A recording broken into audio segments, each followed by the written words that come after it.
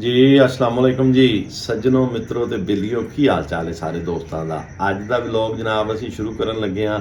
ਇਹਦੇ ਵਿੱਚ ਕੁਛ ਨਾ ਕੁਛ ਵੀਡੀਓ ਬਸੰਤੀ ਵੀ ਐਡ ਕਰਾਂਗੇ।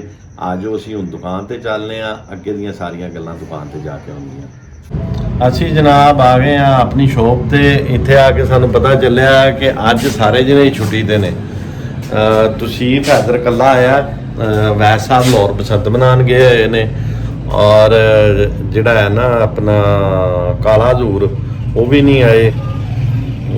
ਅਵੈਸ ਵੀ ਲਾਹੌਰ ਏ ਤੇ ਜਮੀਲ ਟਵਾਣਾ ਸਾਹਿਬ ਵੈਸੇ ਨਹੀਂ ਆਉਂਦੇ। ਤੇ ਅੱਜ ਦਾ ਵਲੌਗ ਮੈਂ ਤੇ ਤਸੀਫ ਦੋਵੇਂ ਤੁਹਾਡੇ ਨਾਲ ਗੱਪਸ਼ਪ ਮਾਰਾਂਗੇ ਜੀ। ਤਸੀਫ ਹੈਦਰ ਦੁਕਾਨ ਦੀ ਸਫਾਈ ਕਰ ਰਿਹਾ, ਦੁਕਾਨ ਖੋਲ੍ਹਦਾ ਪਿਆ, ਤੇ ਤਸੀਫ ਫ੍ਰੀ ਹੋ ਜਾਂਦਾ ਤੇ ਅਸੀਂ ਤੁਹਾਨੂੰ ਤਸੀਫ ਦੇ ਨਾਲ ਫਿਰ ਗੱਪਸ਼ਪ ਮਾਰਦੇ ਹਾਂ ਜੀ। लो जी दोस्तों, आज तुम दिखाने हैं दिशान भाई की करते पे। हाँ जी दिशान भाई, ਅਸੀਂ ਜਨਾਬ ਲਾਈਵ ਬੈਠੇ ਹਾਂ ਤੁਸੀਂ ਲਾਈਵ ਪਵੋ, ਅਸੀਂ ਤੁਹਾਡੀ ਵੀਡੀਓ ਬਣਾਉਂਦੇ ਆ। रजा बेग भाई वालेकुम सलाम, मेहरबानी शुक्रिया।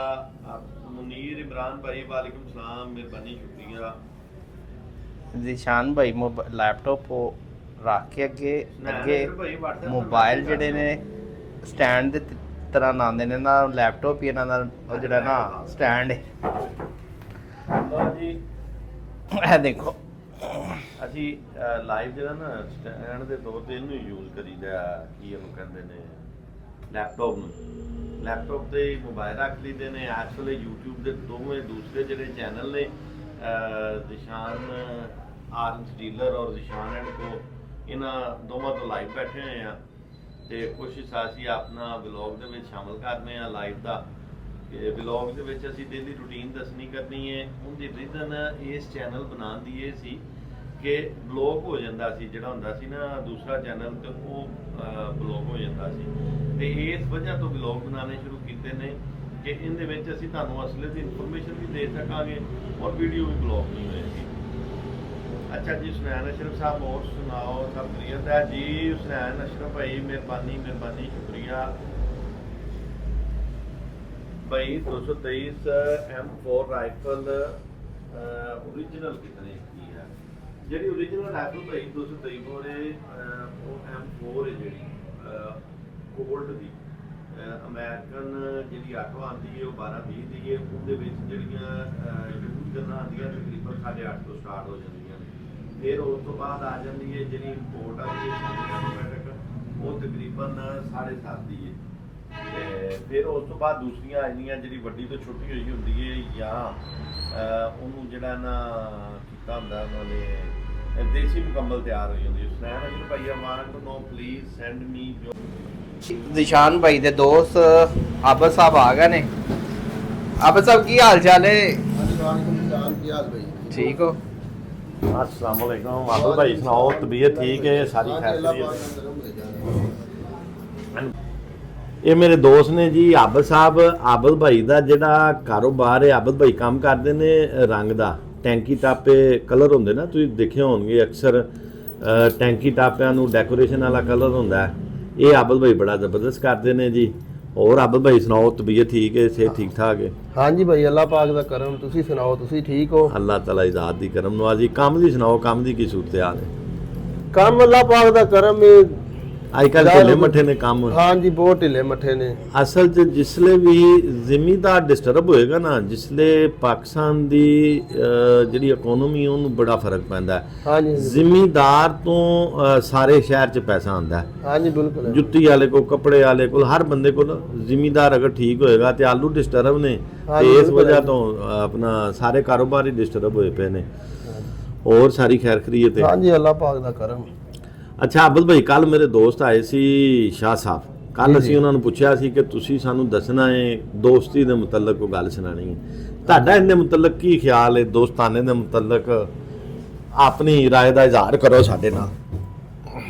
दिशान भाई, दोस्ताने दा मेरा ख्याल ते आ के दोस्ती ਜੇ ਤੈਨੂੰ ਵੇਖੀਏ ਨਾ ਅਸਲ ਨਜ਼ਰੀਏ ਨਾਲ, ਫਿਰ ਤੇ ਭਰਾਵਾਂ ਤੋਂ ਵੱਧ ਕੇ ਰਿਸ਼ਤਾ ਹੈ। ਕਿ ਜਿਹੜੀ ਤੁਸੀਂ ਸ਼ੇਅਰਿੰਗ ਆਪਣੇ ਭਰਾ ਨਾਲ ਜਾਂ ਵਾਲਦ ਨਾਲ ਨਹੀਂ ਕਰ ਸਕਦੇ, ਉਹ ਤੁਸੀਂ ਆਪਣੇ ਦੋਸਤ ਨਾਲ ਕਰ ਲੈਂਦੇ ਹੋ। ਬੇਲੀਆਂ ਨਾਲ ਬੰਦਾ ਕਰ ਲੈਂਦਾ। ਲੇਕਿਨ ਕੁਝ ਬੇਲੀ ਹੈਗੇ ਨੇ ਉਹ ਤੁਹਾਨੂੰ ਸਮਝਦੇ ਨੇ ਕਿ ਯਾਰ ਇਹਨੇ ਮੈਨੂੰ ਵੇਖੋ ਨਾ ਕੀ ਸਮਝ ਕੇ ਮੇਰੇ ਨਾਲ ਕਿ ਸ਼ੇਅਰਿੰਗ ਕੀਤੀ ਹੈ।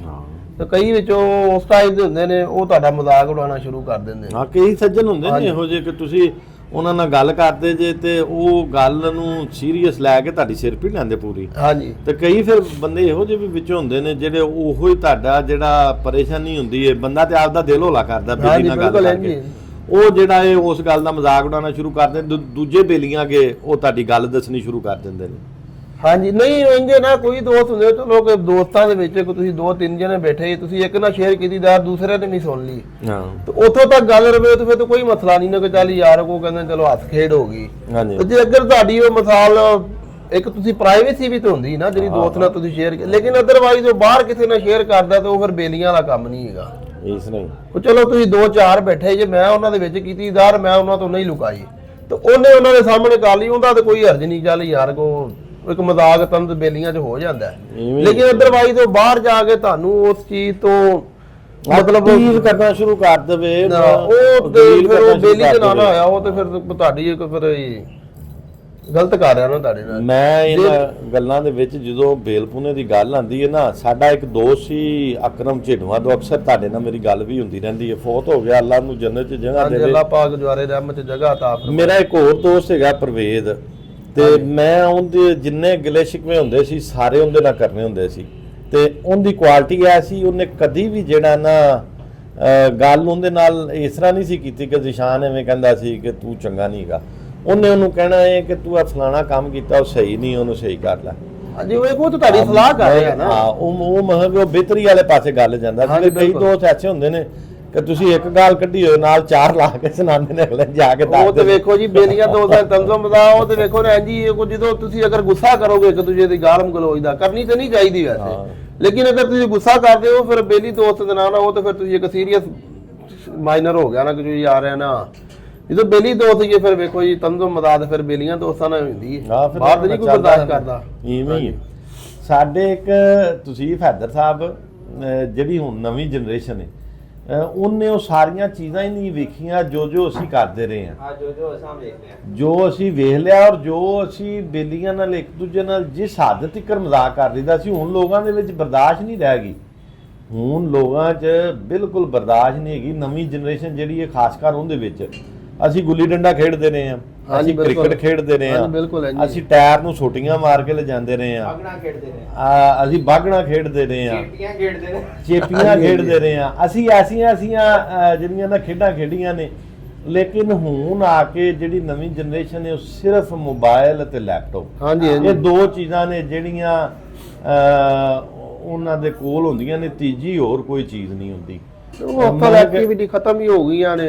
ਉਹਨੇ ਵੇਖੋ ਨਾ ਆ ਗਿਆ ਜਦੀਦ ਦੌਰ ਆ, ਮੋਬਾਈਲ ਹੈ, ਲੈਪਟਾਪ ਹੈ। ਪਹਿਲੇ ਬੱਚੇ ਡਿਮਾਂਡ ਕਰਦੇ ਸੀ ਆਪਣੇ ਮਾਪੇ ਮੈਨੂੰ ਗੇਂਦ ਬੈਟ ਲੈ ਦਿਓ, ਹੁਣ ਆ ਗਿਆ ਜੀ ਮੈਨੂੰ ਨਾ ਮੋਬਾਈਲ ਲੈ ਦਿਓ ਜਾਂ ਮੈਨੂੰ ਮੋਬਾਈਲ ਨਹੀਂ ਤਾਂ ਟੈਬ ਲੈ ਦਿਓ ਜੀ, ਤੇ ਜਾਂ ਉਹ ਉਹਦੇ ਤੋਂ ਰਹਿਣਗੇ ਜਾਂ ਮੈਨੂੰ 에ਅਰਬਡ ਲੈ ਦਿਓ ਜੀ। ਇੱਧਰ ਆ ਜਾਓ ਜਮੀਲ ਸਾਹਿਬ, ਇੱਧਰ ਆਓ। ਅੱਛਾ ਉਹ ਚਲੋ ਜਿਸ ਚੀਜ਼ ਵੱਲੇ ਮਤਲਬ ਹੁਣ ਵੇਖੋ ਨਾ ਉਹਦੇ ਮੁਤਾਬਕ ਹੀ ਅਸਲ ਮਾਂ ਪਿਓ ਬੱਚਾ ਬਾਹਰ ਨਿਕਲਦਾ ਆਖਣਗੇ ਲੋ ਇਹ ਖਰਾਬ ਹੋ ਜਾਏਗਾ।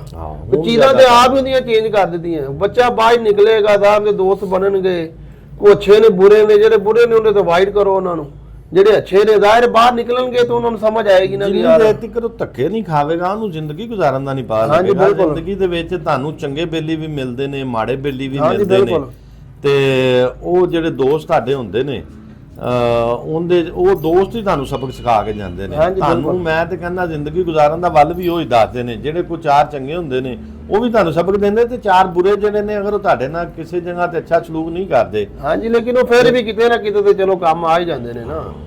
ਤੇ ਬੇਲੀ ਦੋਸਤ ਦਾ ਤੇ ਇਹੀ ਹੁੰਦਾ ਨਾ ਕਿ ਚੱਲ ਯਾਰ ਕਿ ਮੇਰਾ ਦੋਸਤ ਹੈ ਨੇ, ਤੇ ਚਲੋ ਮਾੜੇ ਨਹੀਂ ਚੰਗੇ ਨਹੀਂ ਦੇ ਤੇ ਮਾੜੇ ਵੀ ਨਹੀਂ। ਅੱਛਾ ਲਿਖੇ ਦੇ ਗਏ ਨੇ। ਹਾਂਜੀ ਲੋ ਜੀ ਜਮੀਲ ਟਵਾਣਾ ਸਾਹਿਬ ਆ ਗਏ ਨੇ ਜਨਾਬ। ਤੁਸੀਂ ਹੈਦਰ ਸਾਹਿਬ, ਜਮੀਲ ਸਾਹਿਬ ਤੇ ਜਿਹੜਾ ਕੈਮਰਾ ਮਾਰੋ, ਉਹਨਾਂ ਦਾ ਚਿਹਰਾ ਦਿਖਾਓ, ਲੋਕਾਂ ਨੂੰ ਪਤਾ ਲੱਗੇ ਕਿ ਸਾਡੇ ਅੱਛੇ ਦੋਸਤਾਂ ਜੋ ਨੇ ਬੁਰੇ ਦੋਸਤਾਂ ਜੋ ਨੇ। ਸਾਥ ਜੀ ਤੁਸੀਂ ਇਹ 6 ਵੱਡੀ ਕਿਉਂ ਵਧਾਈ ਹੋਈ ਹੈ?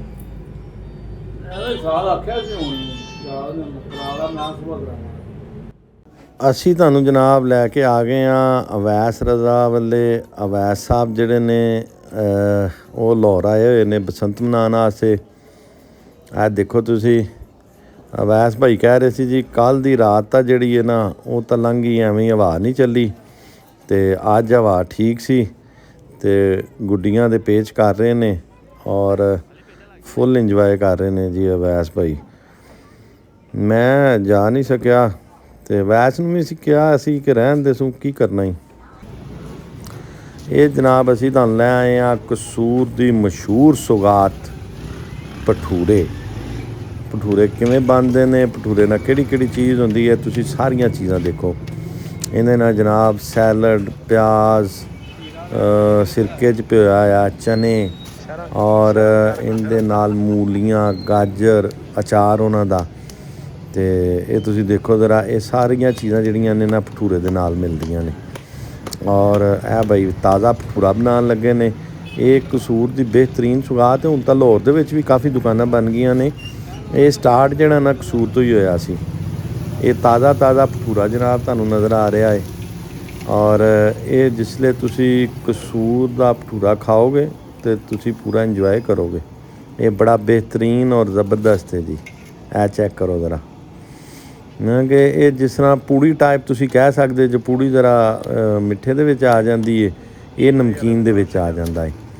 ਅਤੇ ਸਾਡੇ ਕਸੂਰ ਦੇ ਵਿੱਚ ਤਾਂ ਕਾਫੀ ਲੋਕ ਦੁਪਹਿਰ ਦੇ ਟਾਈਮ 'ਤੇ ਖਾਂਦੇ ਨੇ। ਇਹ ਆ ਗਿਆ ਜਨਾਬ ਗਾਜਰ ਦਾ ਹਲਵਾ। ਇਹ ਗਾਜਰ ਦਾ ਹਲਵਾ ਲੈ ਕੇ ਦੁਕਾਨ 'ਤੇ ਚੱਲ ਕੇ ਖਾਂਦੇ ਹਾਂ ਇਹਨਾਂ ਕੋਲ। ਅਸੀਂ ਵੀਡੀਓ ਤਾਂ ਭਟੂਰੇ ਦੀ ਬਣਾਉਣ ਗਏ ਸਾਂ ਅਤੇ ਅਸੀਂ ਕਿਹਾ ਚਲੋ ਨਾਲ ਗਾਜਰ ਦਾ ਹਲਵਾ ਵੀ ਇੰਜੋਏ ਕਰ ਲਈਏ ਜੀ। ਬਹੁਤ ਮਜ਼ੇਦਾਰ ਹੈ ਜਨਾਬ। ਅਸੀਂ ਹੁਣ ਰਾਤ ਹੋ ਗਈ, ਬੈਡਮਿੰਟਨ ਖੇਡਣ ਵਾਸਤੇ ਆ ਗਏ ਹਾਂ ਛੱਤ 'ਤੇ, ਕਿਉਂਕਿ ਅਸੀਂ ਮਿੱਠਾ ਵੀ ਖਾਧਾ ਸੀ ਔਰ ਦੁਪਹਿਰੇ ਜਿਹੜਾ ਨਾ ਹੋਰ ਵੀ ਕਾਫੀ ਚੀਜ਼ਾਂ ਖਾਧੀਆਂ ਸੀ ਅਤੇ ਅਸੀਂ ਉਹਨਾਂ ਨੂੰ ਹਜ਼ਮ ਕਰ ਲਈਏ ਔਰ ਐਕਸਰਸਾਈਜ਼ ਵੀ ਹੋ ਜਾਂਦੀ ਹੈ ਔਰ ਖੇਲ ਦਾ ਖੇਲ ਹੈ। ਸਾਰਿਆਂ ਨੂੰ ਜਿਹੜੇ ਬੰਦੇ ਦੁਕਾਨਦਾਰ ਨੇ ਉਹਨਾਂ ਨੂੰ ਲਾਜ਼ਮੀ ਚਾਹੀਦਾ, ਜਿਨ੍ਹਾਂ ਦੀ ਬੈਠਕ ਜ਼ਿਆਦਾ ਹੈ ਨਾ, ਉਹ ਕੋਈ ਨਾ ਕੋਈ ਜ਼ਿੰਦਗੀ ਦੇ ਵਿੱਚ ਐਸਾ ਖੇਲ ਲਾਜ਼ਮੀ ਐਡ ਕਰਨ ਜਿਹਦੇ ਨਾਲ ਉਹਨਾਂ ਦੀ ਐਕਸਰਸਾਈਜ਼ ਹੋ ਜਾਏਗੀ। ਜੀ ਸੱਜਣੋ, ਅਸੀਂ ਆ ਗਏ ਹਾਂ ਜਨਾਬ ਛੱਤ 'ਤੇ ਬੈਡਮਿੰਟਨ ਖੇਲਣ ਵਾਸਤੇ। ਅਤੇ ਬੈਡਮਿੰਟਨ ਖੇਲ ਕੇ ਅਸੀਂ ਆਪਣਾ ਜਿਹੜਾ ਨਾ ਵਲੋਗ ਖ਼ਤਮ ਕਰਨ ਲੱਗੇ ਹਾਂ। ਇਹ ਇਨਸ਼ਾਅੱਲਾ ਵਲੋਗ ਕੱਲ੍ਹ ਤੁਹਾਡੇ ਕੋਲ ਆ ਜਾਏਗਾ। ਜੂੰ ਹੀ ਦੁਬਾਰਾ ਹੁਣ ਕੱਲ੍ਹ ਤੋਂ ਨਵਾਂ ਵਲੋਗ ਸਟਾਰਟ ਕਰਾਂਗੇ। ਇੱਕ ਵਲੋਗ ਨੂੰ ਤਕਰੀਬਨ ਕੋਈ 12 ਘੰਟੇ ਤੇ ਲੱਗ ਜਾਂਦੇ, ਕਿਉਂਕਿ ਸਾਰੀ ਦਿਹਾੜੀ ਦੀ ਰੂਟੀਨ ਦੱਸਣੀ ਹੁੰਦੀ ਹੈ। ਅਤੇ ਅਗਰ ਤੁਹਾਨੂੰ ਸਾਰੇ ਦੋਸਤਾਂ ਨੂੰ ਮੇਰਾ ਵਲੋਗ ਚੰਗਾ ਲੱਗੇ ਤਾਂ ਮੇਰੇ ਚੈਨਲ ਨੂੰ ਜ਼ਰੂਰ ਸਬਸਕ੍ਰਾਈਬ ਕਰੋ, ਲਾਈਕ ਕਰੋ, ਕਮੈਂਟ ਕਰੋ, ਸ਼ੇਅਰ ਕਰੋ। ਪਾਕਿਸਤਾਨ ਜ਼ਿੰਦਾਬਾਦ।